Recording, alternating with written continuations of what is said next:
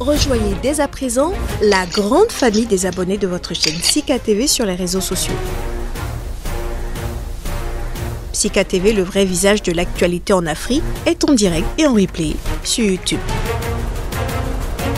Abonnez-vous et cliquez sur la cloche de notification pour ne rien rater. Nous sommes également présents sur Facebook et sur Twitter.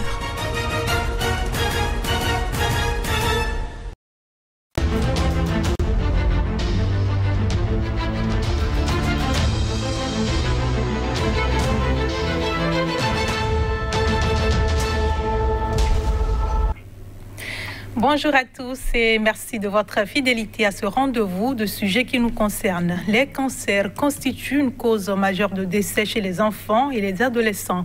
Pour être plus précis, le cancer reste la deuxième cause de mortalité chez les moins de 15 ans après les accidents. Dans le monde, près de 400 000 nouveaux cas surviennent chaque année chez les enfants, dont 49% ne sont pas diagnostiqués selon une étude de la revue The Lancet de février 2019. Les données portant sur l'incidence du cancer ne sont disponibles que pour 5% de la population infantile totale en Afrique et l'on ne peut mesurer la survie que pour une fraction encore plus faible de la population. La cause des enfants atteints de cancer reste peu connue de la population générale et souvent insuffisamment prise en compte par les décideurs. Quels sont les différents types de cancer de l'enfant, les causes, comment reconnaître un cancer pour une prise en charge précoce et adaptée? Où en sommes-nous avec les recherches dans le domaine? Nous essayerons de mieux vous faire connaître la maladie. À cet effet, je reçois Dr Gilles Boyon. Il est pédiatre oncologue et s'intéresse particulièrement à la thématique. Vous travaillez au centre hospitalier universitaire de Lomé du Plateau où se fait la prise en charge des cancers de l'enfant au Bénin. Merci d'avoir accepté notre invitation. Bonjour madame, merci de m'avoir invité sur votre plateau. Avec nous sur le sujet également, Dr Omaric Massi, qui a l'habitude de nos plateaux. Vous êtes hématologue et intervenez dans la prise en charge de certains cancers. Merci également pour la disponibilité renouvelée. Merci madame pour l'invitation. Comme il est de coutume sur l'émission, nous avons tendu notre micro à quelques citoyens à Cotonou. On suit et on revient après. De l'enfant, bon, j'ai jamais entendu parler de ça, mais je pense que ça peut être une maladie génétique. Je suis curieux.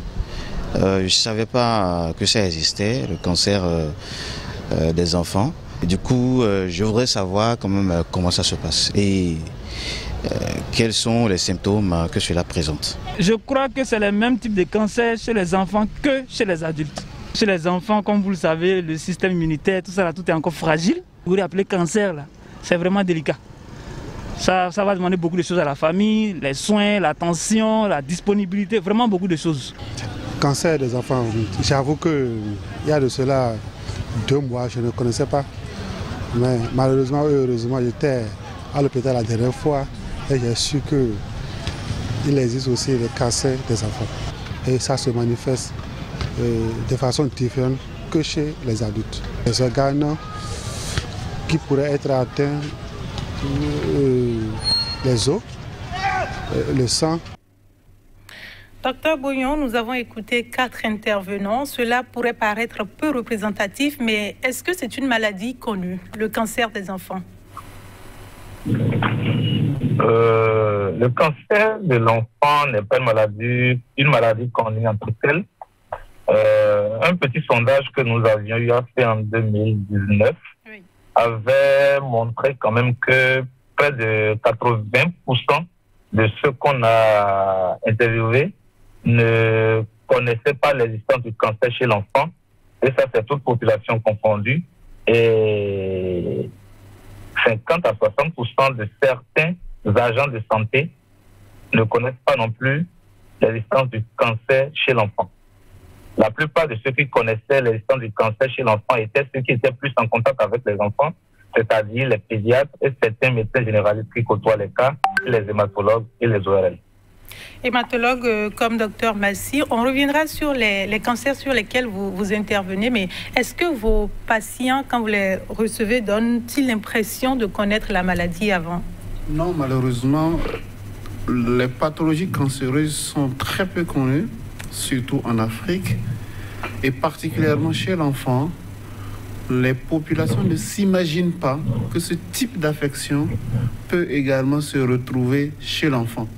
Les populations pensent plutôt que c'est une pathologie du sujet adulte, du sujet âgé, mais il est important de préciser que chez les enfants, on peut effectivement avoir des cas de cancer. Docteur Boyon, quand on parle de cancer pédiatrique, de quoi est-ce qu'il est question?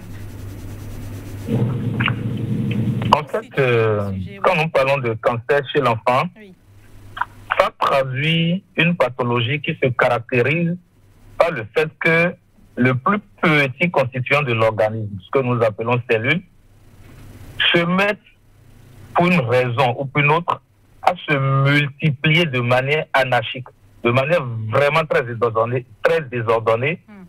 Les cellules commencent à se multiplier et arrivent également à acquérir une capacité à se détacher rapidement de leur site initial. Je m'explique un peu. Allez-y. Ces cellules qui se mettent subitement à faire une multiplication très anarchique sont des cellules cancéreuses et ça peut se développer au dépend de n'importe quel organe. Mais malheureusement, en se multipliant ainsi, ces cellules arrivent également à avoir une capacité à se détacher et aller au niveau d'un autre organe. Ce que nous appelons une localisation secondaire, ce qu'on appelle vulgairement une métastase. D'accord. Aujourd'hui, est-ce qu'on a davantage de cancers qu'il y a quelques années? On peut dire oui, on peut répondre oui à cette question, mais sans pour autant expliquer comment cela se fait chez nous, puisqu'on n'a pas une statistique antérieure. C'est seulement depuis 3 ans ou 4 ans qu'on a commencé à recenser les cas de cancer chez l'enfant au Bénin. Donc, il serait difficile d'apporter des chiffres pour pouvoir faire une comparaison, mais on sait quand même que en milieu hospitalier, en 2019, 1% des malades qui avaient été reçus en unité d'oncologie à Porto-Novo étaient des enfants qui présentaient un cancer. Ce chiffre n'est pas forcément un chiffre qui traduit l'incidence de cette maladie dans le pays, non, parce que ces chiffres ont été obtenus après une sensibilisation. Donc il y a le fait que, sachant qu'il y a une unité d'oncologie à Porto-Novo, beaucoup de malades sont référés pour cette pathologie. Cet aspect peut modifier à la hausse ce chiffre de 1% qui est annoncé. Mais dans la littérature, ce chiffre tourne autour de 0,5% des admissions dans les unités de pédiatrie. Au Bénin. Au Bénin, nous avions 1% en milieu hospitalier. Oui. Et dans la littérature, globalement, en Afrique subsaharienne, ce chiffre tourne autour de 0,5%. D'accord. Docteur Massy, qu'est-ce qui est à l'origine du développement des cancers pédiatriques? Merci. Malheureusement, en matière de cancérologie, nous avons encore beaucoup de difficultés à faire la relation de cause à effet. Donc malheureusement, nous ne pourrons pas parler de cause, mais nous avons plutôt des facteurs de risque. Il y a certains facteurs qui vont favoriser la survenue de cancers, notamment chez l'enfant. On peut citer quelques-uns. Allez-y. Lorsque vous prenez par exemple les facteurs génétiques, vous pouvez avoir des anomalies constitutionnelles, c'est-à-dire des anomalies avec lesquelles l'enfant est né, et ces anomalies vont prédisposer plus tard au développement d'un cancer. C'est l'exemple le plus simple, c'est l'exemple de la trisomie 21, qui est encore appelé syndrome de Down, qu'on voit souvent chez nous, qui peut prédisposer l'enfant à faire plus tard une leucémie aiguë, par exemple. On peut avoir également d'autres facteurs environnementaux, notamment les facteurs infectieux. À ce titre, il y a une infection au virus de l'Epstein-Barr, ce qu'on appelle l'EBV, l'Epstein-Barr virus, qui est un virus qui affecte de façon assez importante nos enfants, nos nourrissons entre 1 an et 4 ans. Pratiquement 90 à 100% des nourrissons sont infectés. Et ce virus, la présence de cette infection à ce virus-là, associé à d'autres facteurs environnementaux, peut amener par exemple à faire un lymphome de Burkitt, peut amener par exemple à faire ce qu'on appelle un lymphome de Hodgkin. L'infection au virus VIH est également un terrain qui prédispose à un développement de cancer plus tard. Et au-delà de ça, nous avons tout ce qui est toxique dans l'environnement, les pesticides, les engrais, les radiations ionisantes, l'exposition aux hydrocarbures, notamment chez la maman pendant la grossesse et plus tard chez le petit enfant, qui peuvent être des facteurs qui vont favoriser la survenue d'un cancer plus tard. Docteur Boyon, est-ce que dans les cas que vous avez déjà au CHTO, est-ce qu'il y a eu d'autres facteurs qui ne sont pas énumérés et qui ont entraîné le cancer chez ces enfants-là? Déjà, c'est difficile de pouvoir dire de manière certaine que ce sont ces facteurs de risque qui sont à l'origine de la survenue de ces cancers. Certains facteurs ont été identifiés chez certains enfants, notamment la vente anarchique de carburant qui expose les enfants à l'inhalation du benzène.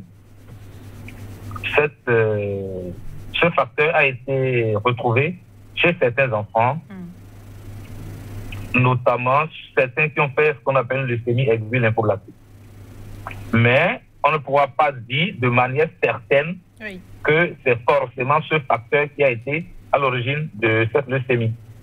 Chez beaucoup d'autres, comme dans le cas du lymphome de Burkitt, dans la majorité des cas, quand on recherche le virus dont le docteur Mathieu parlait tout à l'heure, le BV, ce virus est présent à plus de 80%. D'accord. Et quelle est la particularité de ces cancers? On a entendu dire dans l'élément que ça pourrait être les mêmes que chez l'adulte. Le cancer de l'enfant est totalement différent du cancer de l'adulte. D'accord. L'enfant est un être en pleine croissance. Ses cellules sont jeunes. La plupart des cancers, les 5 cancers les plus fréquents qu'on observe chez l'enfant, surviennent en général chez l'enfant de jeune âge. Les enfants de 1 à 5 ans sont les enfants les plus sujets à ce cancer. Et justement, ces enfants ont des cellules qui sont jeunes. La prolifération tumorale, c'est-à-dire le cancer, se développe au niveau de ces cellules jeunes. Et les cellules jeunes, l'enfant étant en pleine croissance, ça traduit d'emblée le fait que ce cancer évolue également très vite. L'enfant est en pleine croissance, ces cellules sont jeunes et croissent très vite. Le cancer se manifeste au niveau de ces cellules.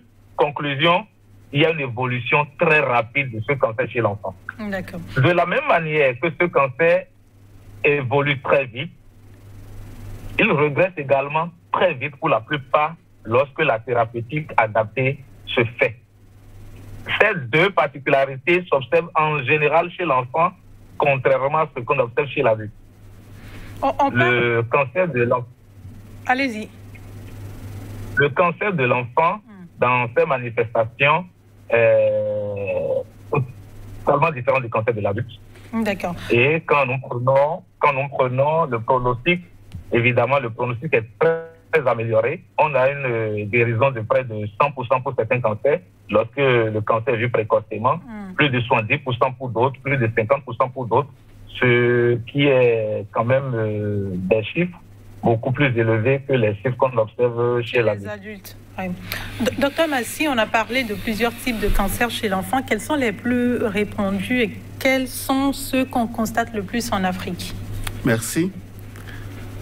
Comme le docteur Boyon l'a dit tout à l'heure, la particularité des cancers pédiatriques, c'est que ce sont des cancers très rapides en évolution, mais de la même façon, ce sont des cancers qui sont curables. Parce que ça, c'est important de le préciser tout de suite pour que ceux qui nous suivent comprennent pourquoi nous insistons énormément sur la rapidité du diagnostic et la rapidité de la prise en charge. Maintenant, pour revenir à votre question, les 5 principaux cancers, c'est-à-dire les cancers les plus fréquents rencontrés en Afrique subsaharienne, nous avons le rétinoblastome, docteur Boyon va en parler tout à l'heure. Nous avons le néphroblastome, nous avons le lymphome de Burkitt, nous avons le lymphome de Hodgkin et nous avons la leucémie aiguë, surtout la leucémie aiguë lymphoblastique. Pour ces 5 cancers, le taux de guérison en général est compris entre 70 et 100% si le diagnostic est précoce et si le traitement adapté est mis en place assez rapidement. D'accord. Docteur Boyon, quels sont, pour les cancers énumérés et qui sont les plus fréquents en Afrique, quels sont les symptômes? Comment est-ce qu'on les reconnaît? Alors, les cancers les plus fréquents, comme l'a énoncé mon collègue, oui.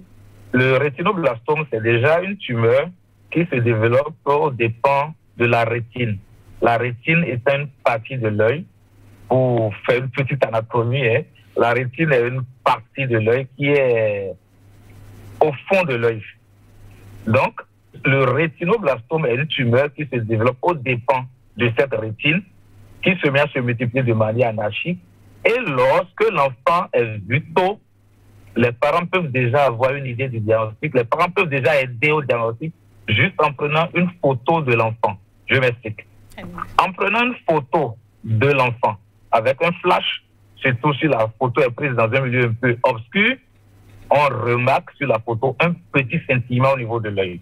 Ce petit scintillement de l'œil qui peut être remarqué par les parents peut être déjà le signe d'un diagnostic précoce d'un rétinoblastome.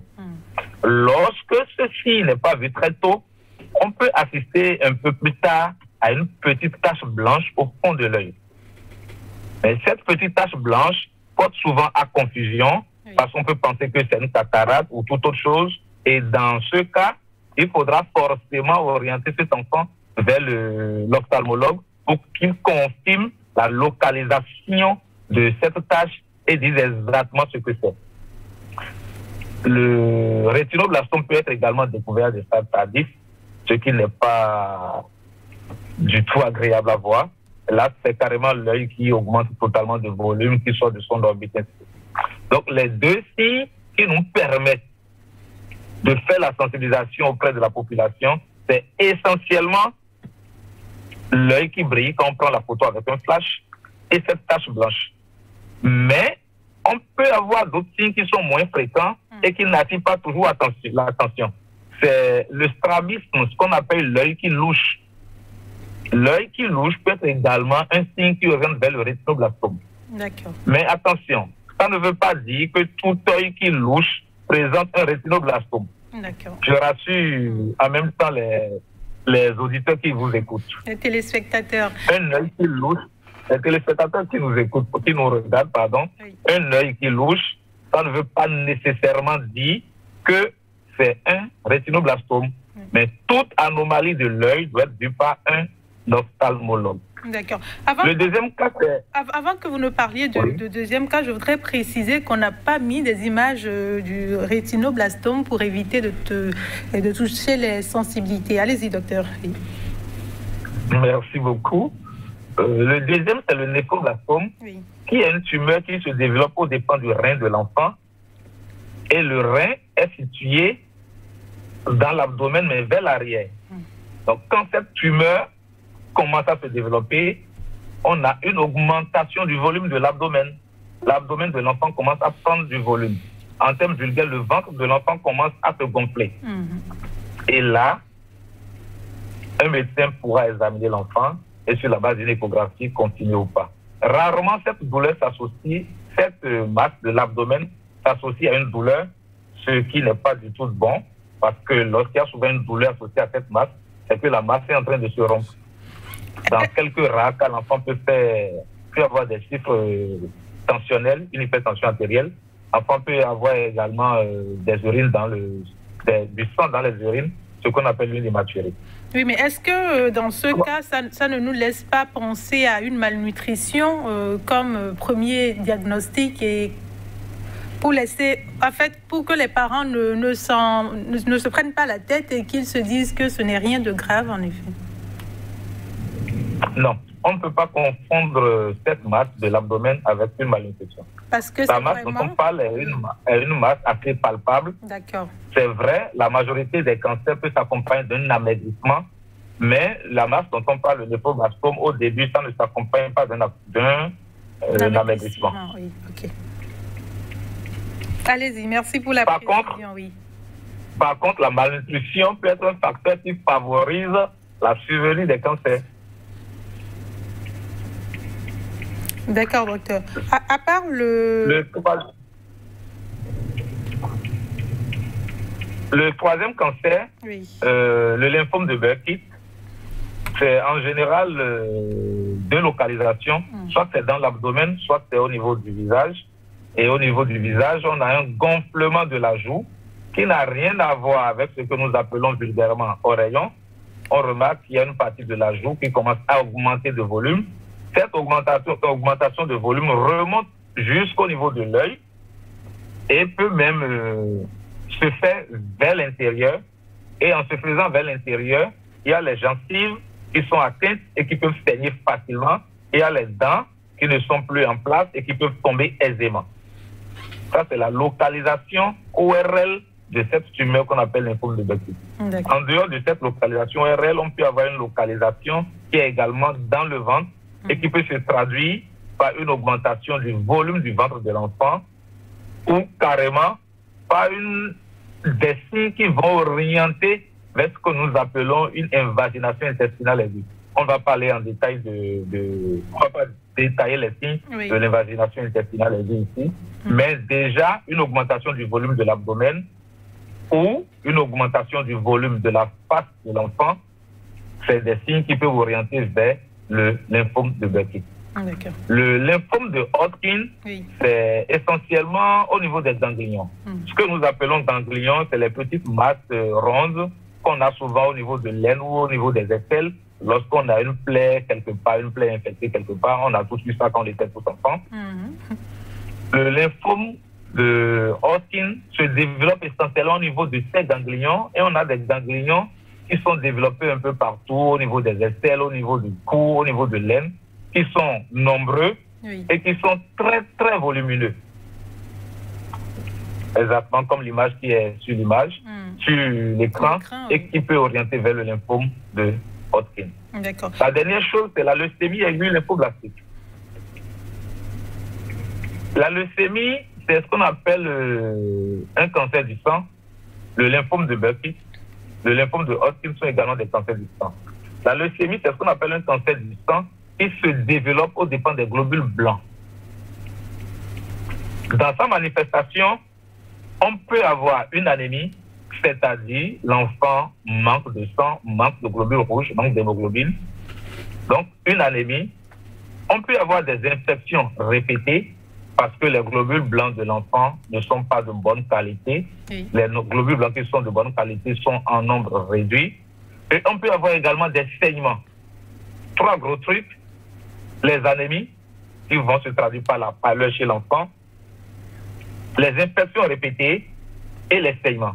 Et ces saignements peuvent s'observer lorsqu'on pique l'enfant ou carrément lorsque l'enfant urine ou lorsque l'enfant se brosse, ainsi de suite.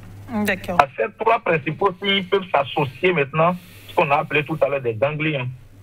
Et quand on a un, deux de ces signes, attention, il faut penser à une leucémie et repérer l'enfant vers celui qu'il faut. Quel que soit Je vais faire rapidement une petite parenthèse aux enfants qui présentent des anémies, qu'on traite des anémies et une fièvre, et qu'on traite tout le temps comme paludisme, on les transfuse, on les traite tout le temps comme paludisme. Attention, ce n'est pas toujours un paludisme, ça peut être une leucémie aiguë. Il faut référer effectivement ces enfants vers les spécialistes qu'il faut. Ça, c'est un message. Voilà un peu les manifestations qu'on peut décrire. Les manifestations classiques qu'on peut décrire pour ces 5 cancers les plus fréquents. D'accord. Docteur Massy, quels sont ou comment est-ce qu'on pose le diagnostic de tous ces cancers-là? Bien, merci. Je vais rapidement passer en revue le cancer du sang. Oui. Tout à l'heure, docteur Bouillon le précisait. Nous avons le lymphome de Hodgkin, qui est un cancer du sang. Nous avons le lymphome de Burkitt, qui est un cancer du sang. Nous avons la leucémie aiguë, qui est un cancer du sang. Alors, parlant de la leucémie aiguë, en dehors des signes cliniques qui vont orienter, il y a un examen clé qui va nous permettre déjà de recenser un certain nombre d'anomalies au niveau du sang. Les différentes anomalies dont le docteur Bouillon a parlé, c'est l'anémie, c'est les infections à répétition, donc les anomalies sur les globules blancs, et c'est les saignements, donc c'est les anomalies sur les plaquettes. L'examen qu'on appelle la numération formule sanguine, ou l'hémogramme, si on veut être beaucoup plus précis, est un examen qui va nous permettre de recenser les différentes anomalies qui pourraient expliquer les différents symptômes constatés. Et une fois qu'on a fait cet examen-là et qu'on a remarqué ces anomalies, il faut pouvoir confirmer maintenant le diagnostic de la leucémie aiguë. On va aller faire un prélèvement au niveau de la moelle osseuse, qui est l'usine dans laquelle se produisent les différentes cellules sanguines, pour voir est-ce qu'il y a des cellules méchantes qui s'y trouvent.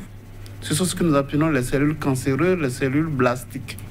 Et effectivement, dans le cas de la leucémie aiguë, quand on va faire cet examen qu'on appelle le myélogramme ou médullogramme, on va constater que l'usine qui fabrique les cellules sanguines est étouffée par les cellules cancéreuses qu'on appelle les blastes. En moyenne, il faut compter 20% de cellules blastiques pour dire qu'il y a une leucémie aiguë. Mais cet examen seul ne suffit pas. Parce que quand on parlait tout à l'heure, on a dit leucémie aiguë, nous avons deux types. La leucémie aiguë lymphoblastique, c'est celle qu'on rencontre le plus souvent chez l'enfant, mais on a également quelques cas de leucémie aiguë myéloblastique qu'on rencontre également chez l'enfant. Donc on va faire un examen complémentaire qu'on appelle l'immunophénotypage, qui va nous permettre de classer est-ce que c'est une leucémie aiguë lymphoblastique ou est-ce que c'est une leucémie aiguë myéloblastique. Ça fait beaucoup d'examens. Ça fait beaucoup d'examens. On en parlera tout à l'heure dans la prise en charge. Et puis, c'est pas fini toujours pour la leucémie aiguë, pour savoir jusqu'à quel point la maladie est agressive. Il y a un autre examen qu'on appelle le karyotype, qui nous permet d'aller regarder les anomalies génétiques qui ont contribué à la survenue de cette leucémie. Ça, c'est pour la leucémie aiguë. Pour le lymphome de Burkitt ou le lymphome de Hodgkin, pour le lymphome de Burkitt, comme le docteur Bouillon l'a dit, c'est une masse et habituellement, c'est une grosse masse au niveau de la joue et qui peut s'étendre en endobuccal.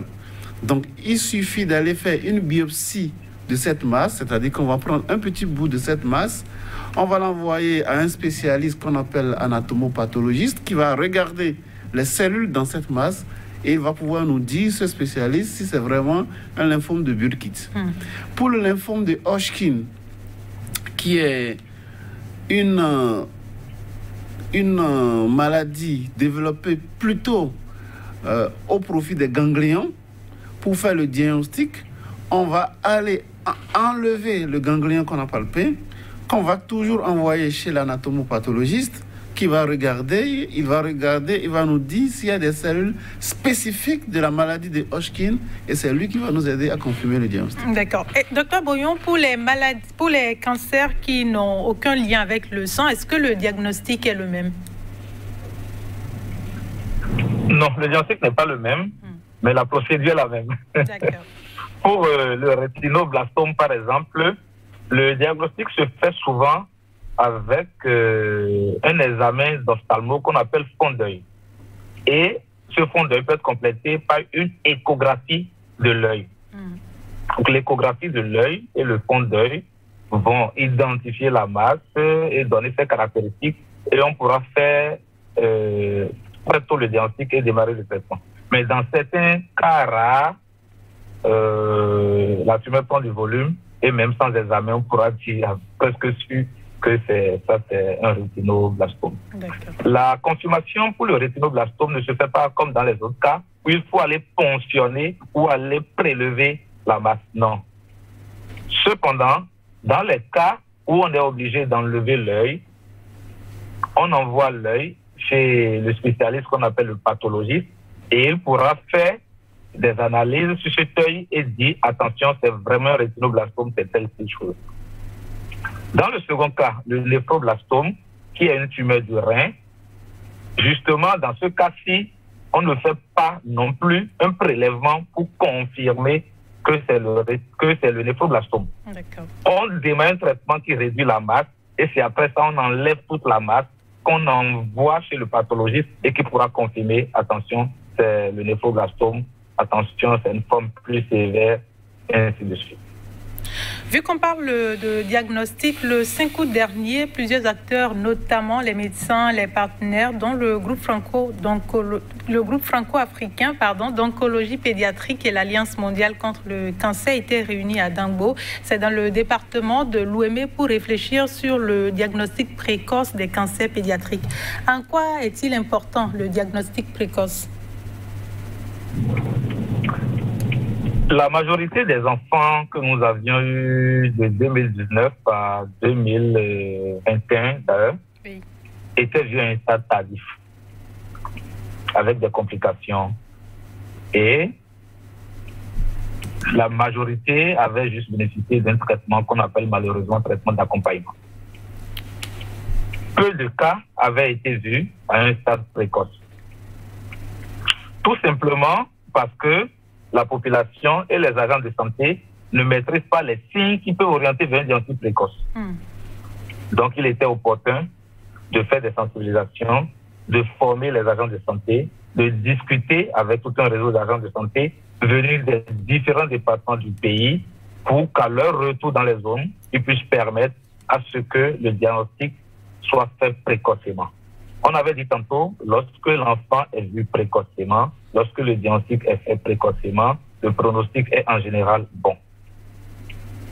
D'accord. Docteur Massi, nous aurions aimé avoir le témoignage de parents. Néanmoins, quelles sont les plus grandes peurs des parents quand le diagnostic est posé? Merci. Malheureusement, on est encore à un stade où la maladie cancéreuse est considérée comme une fatalité en Afrique subsaharienne. Comme le disait Dr Boyon tout à l'heure, il y a beaucoup de ces enfants qui sont vus tardivement, tout simplement parce que pour les parents, ce ne sont pas des pathologies pour lesquelles il faut aller à l'hôpital. Et parfois même, certains agents de santé vont retarder l'arrivée de ces enfants en consultation précoce. Pourquoi? Parce qu'on estime que c'est de la sorcellerie. On ne s'imagine pas que ce sont des pathologies qu'il faut diagnostiquer tôt et qu'il faut rapidement traiter. Et ça, cet aspect sociologique ou socio-culturel va avoir un impact énorme sur la rapidité de la prise en charge. Ensuite, il y a que une fois que le diagnostic est évoqué, beaucoup de parents ne savent pas non plus que ce sont des maladies pour lesquelles on peut guérir. Et donc, pour eux, avoir un cancer, à partir du moment où le médecin a évoqué le diagnostic d'un cancer, le synonyme, c'est directement la mort. Donc, inutile de perdre son temps, inutile de perdre ses moyens pour aller plus loin. Il vaut mieux rentrer chez soi pour aller mourir tranquillement, alors que ce n'est pas du tout le cas. Comme on l'a dit tantôt, quand un cancer de l'enfant est diagnostiqué tôt et que la prise en charge adéquate a été mise en place assez rapidement, ben on a 70 à 100% de chances de guérir cet enfant. Oui, mais quand le médecin fait le diagnostic, vous prenez du temps pour expliquer aux parents de quoi est-ce que son enfant souffre? Justement, on ne prend pas du temps. Parce que plus on perd du temps, plus on laisse la maladie évoluer. Donc, il faut pouvoir, rapidement expliquer le tableau face auquel on se trouve, convaincre les parents à pouvoir déplacer cet enfant vers les spécialistes, parce que les spécialistes ne sont pas très nombreux non plus. Donc, pouvoir déplacer cet enfant vers le spécialiste pour que la prise en charge soit rapide. Donc, ce dont on n'a pas vraiment la capacité de traiter sur place, c'est organiser rapidement le transfert. Et c'est à ça que nous invitons les professionnels de la santé que nous avons outillés pour le diagnostic précoce de ces cancers, de pouvoir communiquer assez rapidement avec les parents. Surtout, il ne faut pas les ramener d'abord chez les pasteurs, d'abord dans les couvents pour prier. On peut prier bien qu'en étant à l'hôpital chez le spécialiste. D'accord. Docteur Boyon, est-ce que chez vous, après le diagnostic, vous avez du temps pour expliquer aux parents ce dont il s'agit, pour les rassurer et pour qu'ils puissent comprendre en effet en quoi c'est important la prise en charge rapide? Une fois que le diagnostic est fait, c'est de notre devoir et c'est du droit des parents de savoir exactement de quoi souffre l'enfant. Et lorsqu'on communique avec les parents pour leur expliquer de quoi souffre l'enfant, ils adhèrent très facilement à la suite. Attention, prendre du temps pour expliquer aux parents ne veut pas dire qu'on prend du temps pour démarrer la prise en charge. La prise en charge, elle, une fois que le diagnostic est fait, elle doit démarrer en même temps. Donc, on prend du temps pour expliquer aux parents ce qu'il faut. On prend du temps pour expliquer aux parents quel type de cancer c'est, quel est le pronostic, ce dont on a besoin.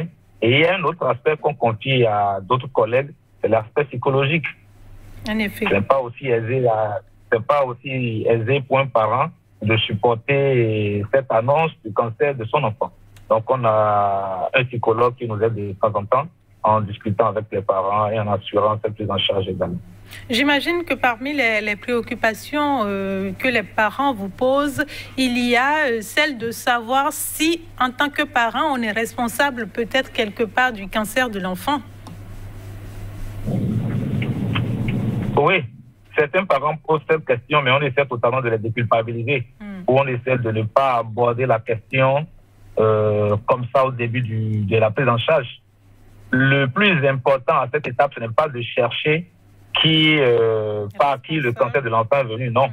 Dans les facteurs qui ont été cités, c'est vrai. Il y a des facteurs qui sont liés à l'environnement, l'exposition au carburant. Il y a des facteurs qui sont liés à certains virus, notamment le virus de l'hépatite B qui peut être à la base d'un cancer du foie, surtout si l'enfant n'est pas vacciné, par exemple. On ne peut pas expliquer ça aux parents en ce moment-là. Ce dont on a besoin, c'est de leur expliquer ce que l'enfant a et la prise en charge qu'il faut faire. Mais par contre, le retard à amener l'enfant à l'hôpital, entraînant dans les couvents, dans certains centres périphériques et autres, là, ça, personnellement, je le mentionne clairement. Qu'ils sont responsables de ça. Docteur Massy, en quoi consiste le traitement? Merci. Le traitement des cancers chez l'enfant va être organisé autour de plusieurs axes. On peut faire recours à la chirurgie dans certains types de cancers.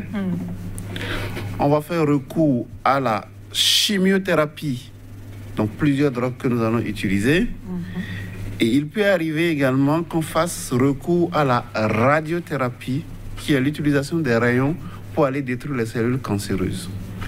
L'organisation de ces trois types de traitements va varier en fonction du type de cancer que nous avons. Il y a des cancers comme le néphroblastome par exemple, qu'il faut réduire au maximum avec de la chimiothérapie, puis opérer pour enlever le reste de la tumeur, et puis peut-être compléter avec de la chimiothérapie après. Par contre, quand vous prenez par exemple le rétinoblastome, le traitement principal reste un traitement chirurgical. Il faut aller enlever toute la masse assez rapidement, et ça, les ophtalmologistes savent le faire assez rapidement. Par contre, quand vous prenez par exemple la leucémie aiguë, notamment la leucémie aiguë lymphoblastique, le principal du traitement, c'est de la chimiothérapie. Très rarement, on aura à utiliser de la radiothérapie. Par contre, dans les lymphomes, le lymphome de Burkitt, c'est de la chimiothérapie en première intention. On peut être amené à utiliser la radiothérapie pour décompressionner un certain nombre d'organes, notamment la moelle, si la moelle est comprimée. Et quand vous prenez le lymphome de Hodgkin, c'est la chimiothérapie en première intention, puis la radiothérapie en consolidation. Donc vous voyez, on aura toujours 1, chirurgie, 2, chimiothérapie, 3, radiothérapie, mais l'utilisation de ces différents moyens est organisée en fonction du type de cancer auquel on fait face. Et le traitement dure combien de temps, docteur Bouillon? Je n'ai pas bien entendu. Le traitement d'un cancer peut durer combien de temps? Le traitement du cancer dépend du type de cancer. Déjà, quand on commence par la leucémie aiguë, notamment la leucémie aiguë lymphoblastique, c'est un traitement de 2 ans. Et ce n'est pas un traitement léger. C'est un traitement suffisamment lourd et qui se fait pendant 2 ans. Si on prend le cas du rétinoblastome, selon l'étape où on en est, le traitement peut prendre moins de 12 semaines, comme le traitement peut prendre 3 mois. Ça dépend du stade auquel on est. C'est vrai, la majorité des cas de rétinoblastome qu'on a, c'est souvent une chirurgie pour enlever l'œil. Mais lorsque c'est vu très tôt, il y a également un traitement qu'on appelle traitement conservateur, qui consiste à injecter directement dans l'œil, à l'aide d'un laser opératoire, la molécule qu'il faut pour détruire la tumeur. Et là, ça ne se fait pas tout le temps. La durée varie vraiment d'un cancer à un autre. Je pense que c'est la leucémie aiguë lymphoblastique qui a la durée la plus longue, au moins 2 ans. Je vous ai vu sourire quand vous étiez en train de parler de la durée et surtout du fait que c'est lourd comme traitement. Quel est l'accompagnement? Parce qu'on sait qu'on est dans les pays en voie de développement, c'est compliqué de pouvoir, pour les cancers, pouvoir suivre déjà les enfants, de pouvoir les accompagner financièrement, de répondre à tout en matière de traitement, de prise en charge. Est-ce qu'il y a un accompagnement? En réalité, mon sourire, c'est parce que j'allais ajouter un truc que j'ai retenu. D'accord, allez-y. On avait fait une petite estimation avec le docteur Mati entre-temps. Oui. Et pour un enfant de 15 kilos qui nous fait une leucémie aiguë lymphoblastique qu'on doit traiter du début jusqu'à la fin, actuellement au Bénin, il nous faut 17 millions. 17 millions. 17 millions. C'est clair que peu de parents pourront faire face à ça. Donc, pour eux, il faut forcément solliciter des mécènes des ONG. Et c'est ce que nous faisons, et par le Lions Club, par beaucoup d'autres fondations, par le GFAOP, par l'Alliance mondiale contre le cancer qui nous aide. D'accord. Par contre, pour d'autres cancers, c'est beaucoup moindre. C'est beaucoup moindre. D'accord. Donc, les parents arrivent à répondre efficacement aux besoins en matière de dépenses, aux charges? Non. Pour la plupart, nous avons le GFAOP, Groupe franco-africain d'oncologie pédiatrique, qui nous aide avec un appui important en médicaments anticancéreux. Il faut noter déjà que les médicaments anticancéreux coûtent très cher. Le GFAOP nous aide en nous apportant des médicaments anticancéreux. Mais malheureusement, depuis 2019, le nombre de cas qu'on a augmente et ces médicaments n'arrivent qu'à couvrir qu'à peu près 30% des besoins. Donc les parents sont quand même obligés dans certains cas à mettre la main à la poche pour qu'on puisse payer des médicaments. N'oublions pas déjà que c'est ces parents qui prennent en charge les bilans qu'il faut faire de manière répétée, la numération de famille sanguine.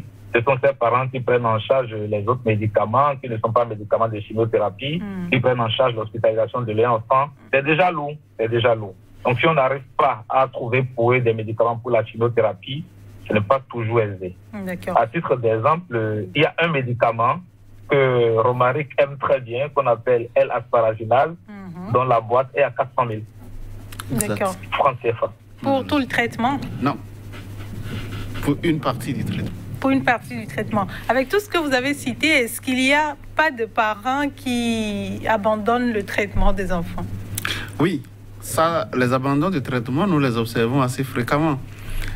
Mais ce qui est important à savoir en matière de prise en charge de cancer, c'est que la prise en charge d'un cancer ne peut pas et ne doit pas être... Le motif? Non, ne doit pas être l'apanage d'un parent. D'accord. Nous avons l'habitude de dire que nul n'est suffisamment fort pour faire face seul à un cancer. Donc, dire que les parents seuls vont pouvoir faire face au traitement de leur enfant, ce n'est pas évident. C'est pour ça que nous associons beaucoup d'associations, beaucoup d'ONG, beaucoup de bonnes volontés qui nous accompagnent pour pouvoir prendre en charge ces enfants-là. La prise en charge, elle est lourde, certes, mais la prise en charge, elle devient abordable lorsqu'il y a plusieurs personnes autour. Et c'est pour ça que chaque fois que nous avons l'occasion, nous ne cessons pas de demander de l'aide. Nous ne cessons pas de solliciter tous ceux qui peuvent nous accompagner pour la prise en charge de ces enfants, de ne pas hésiter à se manifester. Évidemment, il arrive à un certain moment où les parents sont fatigués. Je me rappelle d'un cas de lymphome de Burkitt où on a dû faire une délégation pour aller jusqu'à la maison, convaincre les parents pour revenir continuer le traitement, parce qu'on sait qu'un lymphome de Burkitt, on peut guérir le lymphome de Burkitt. Et donc nous faisons ce suivi-là régulièrement. Seuls, nous ne pouvons pas tout assumer, mais avec l'aide des uns et des autres, on y arrive progressivement. D'accord. Parlons un peu de la recherche sur les cancers de l'enfant. Où en sommes-nous? Il faut savoir que la recherche en matière de cancérologie, la recherche évolue assez vite. Il y a beaucoup de perspectives pour les cancers, aussi bien chez les adultes que chez les enfants. Le seul hic que nous avons aujourd'hui, c'est que les molécules qui sont découvertes sont des molécules qui coûtent excessivement cher, parce que le développement pharmaceutique d'un antimitotique, c'est-à-dire un agent anticancéreux, coûte énormément cher. Et à la fin, la firme pharmaceutique qui sort le médicament le vend également à un prix assez important.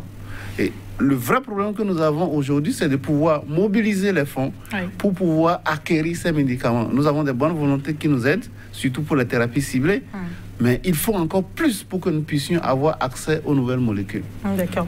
Docteur Boyon, quels sont les cancers incurables? Il y en a? Oui, malheureusement, il y a certains types de cancers pour lesquels on ne peut pas faire grand-chose.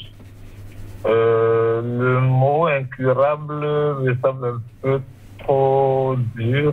D'accord. Bon, il y a des cancers pour lesquels on ne peut pas faire grand-chose. C'est déjà les cancers qui sont vus tardivement avec des localisations secondaires.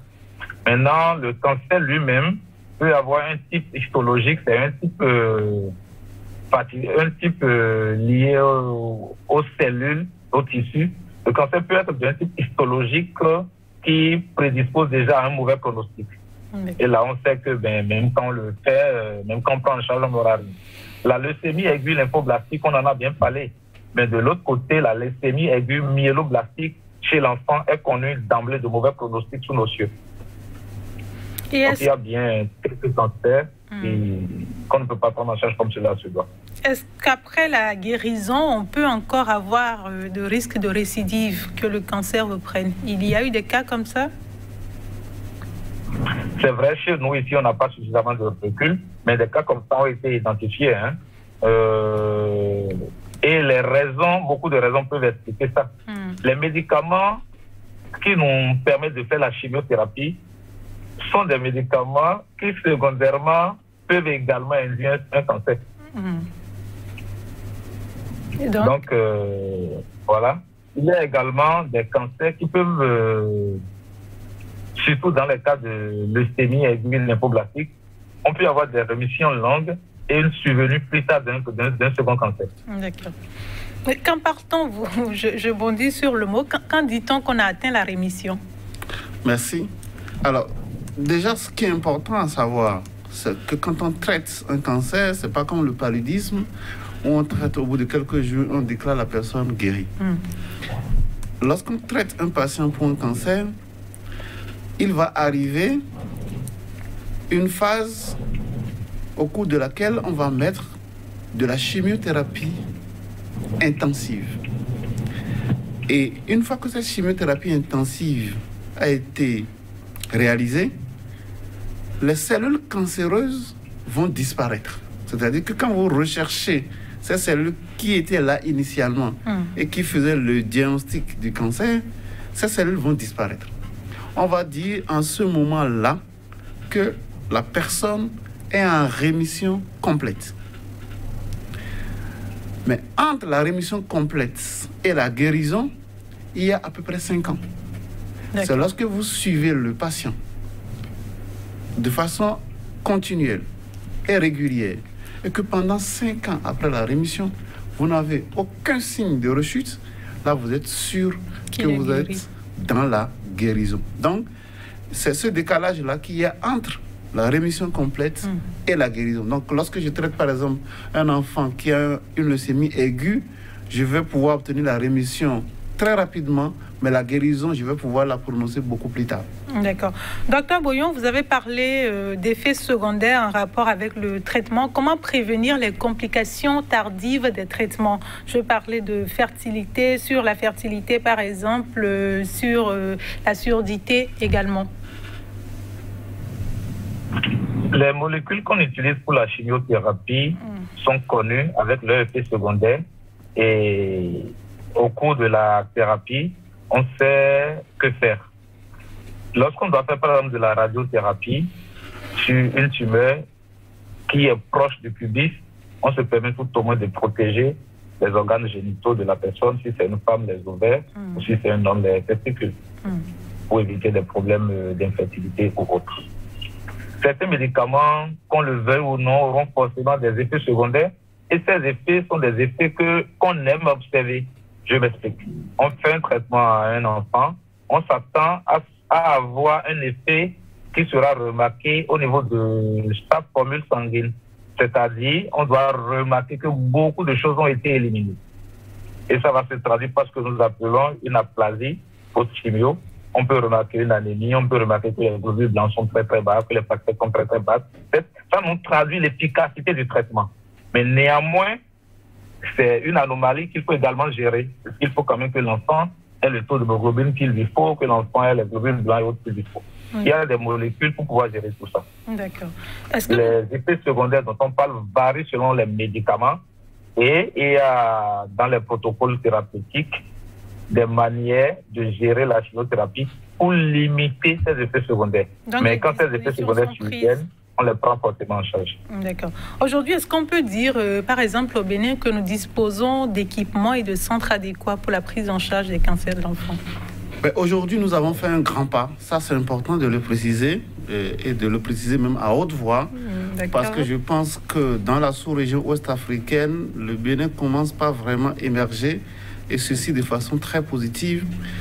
Aujourd'hui, nous avons une unité d'oncologie pédiatrique, mais vraiment une unité d'oncologie pédiatrique en bonne et due forme, avec les différents spécialistes qu'il faut. Ça aussi, c'est important de le préciser parce que c'est assez difficile de pouvoir réunir oncologue pédiatre, hématologue, radiothérapeute, chirurgien oncologue sur un même site, ophtalmologie sur un même site pour prendre en charge l'entièreté des cancers.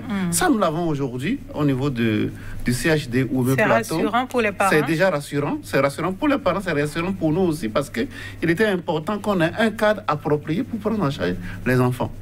Ensuite, on a l'infrastructure qui va avec. Aujourd'hui, il y a une très belle unité en pleine construction. Je pense que d'ici un mois et demi, ce sera livré. Et donc, on aura vraiment un espace approprié pour prendre en charge les enfants. Et puis, nous avons de plus en plus des partenaires qui nous accompagnent en matière de médicaments, en matière d'instruments pour pouvoir améliorer la prise en charge des cancers pédiatriques, surtout au Bénin. Donc aujourd'hui, on peut le dire avec fierté que nous sommes en train de construire quelque chose de suffisamment solide qui pourra nous aider à prendre en charge nos enfants. D'accord. Docteur Bouillon, comment protéger les enfants et les familles? Je n'ai pas bien entendu. Comment protéger les enfants et les familles du cancer? La prévention du cancer. Oui. La prévention réelle des cancers réside dans la connaissance des facteurs de risque dont Dr Massia parlait tout à l'heure. Il n'y a pas de cause à proprement dit pour la survenue des cancers chez l'enfant, mais on connaît des facteurs de risque. Si je prends par exemple parmi les facteurs environnementaux, l'exposition au benzène qui se traduit par l'exposition aux hydrocarburants, aux carburants que nous avons au bord des voies. Vous comprenez aisément avec moi que la meilleure prévention, c'est d'éviter cette exposition. Oui. Quand je prends par exemple le virus de l'hépatite B qui peut être à l'origine de la survenue d'un cancer du foie, la prévention, c'est de faire vacciner contre l'hépatite B. Et cette vaccination est gratuite pendant toute la période du nouveau-né de l'âge du nourrisson. Si je prends par exemple les facteurs dont il a parlé qui sont intrinsèques à l'enfant, la trisomie 21, lorsqu'un enfant présente une trisomie 21, c'est compliqué. On ne peut pas dire, bon, c'est un enfant qui présente une trisomie 21, comment faire pour éviter la leucémie? Non. Tous les enfants ne le font pas. C'est juste un facteur de risque. Mais par contre, la trisomie 21, elle-même, qu'on appelle syndrome de Down, cette trisomie peut être prévenue. Donc, mais sa prévention n'est pas toujours ce qu'il faut. On sait que c'est en majorité, c'est des femmes d'un âge avancé qui accouchent d'enfants trisomiques. Donc, si on peut déjà limiter l'âge avancé pour les accouchements, ce serait également une manière de limiter la survenue des trisomiques 21. D'accord. Ouais. Donc, la prévention, globalement, c'est de connaître les facteurs de risque et de les éviter, tout simplement. D'accord. Docteur Massy, vous avez parlé de fierté tout à l'heure par rapport aux dispositifs mis en place au Bénin pour prendre en charge efficacement les enfants malades de cancer. Mais au-delà du dispositif, est-ce qu'il y a un accompagnement en matière de sensibilisation? Parce qu'il faut connaître la maladie pour pouvoir se référer à un médecin dès que vous constatez les effets. Oui, nous avons tout un dispositif. Ce dispositif commence déjà par les professionnels de la santé que nous sensibilisons de façon périodique. Chaque année, nous faisons une tournée nationale où nous passons dans différentes unités de formation pour les agents de santé pour qu'ils s'approprient les signes précoces de cancer pédiatrique. Et effectivement, quand nous le faisons, automatiquement, nous voyons tout de suite dans les semaines qui suivent que le recrutement d'enfants cancéreux, ce recrutement devient assez rapidement important. Donc nous faisons une action envers les professionnels de la santé parce qu'ils sont les tout premiers à être au contact de ces enfants. Et puis, nous sensibilisons également via des associations, via des ONG, nous descendons sur le terrain pour sensibiliser les populations à pouvoir reconnaître assez tôt les signes pouvant faire évoquer un cancer et à pouvoir amener ces enfants en consultation assez rapidement. D'accord. Docteur Boyon, sommes-nous impuissants face au cancer de l'enfant? Non. Nous ne sommes pas impuissants face au cancer de l'enfant. Et c'est justement parce que le pronostic de ces enfants atteints de cancer sera et doit être bon qu'on se bat. On a parlé tout à l'heure d'un type de cancer pour lequel la guérison peut aller jusqu'à 100%, oui. Pour un autre au-delà de 80%, pour un autre au-delà de 110%. On n'est pas impuissant. Les ressources humaines sont là. Et l'équipe est constituée et est efficace depuis 2-3 années. Les ressources matérielles, on les a progressivement. Les médicaments également viennent progressivement. On n'est pas du tout impuissant. Au contraire, on sera puissant d'ici là. D'accord. Très puissant. Docteur Massy, un message aux parents. Nous sommes à la fin de cette émission. Un message aux parents scindé en deux. Un. Le cancer n'est pas une fatalité. 2.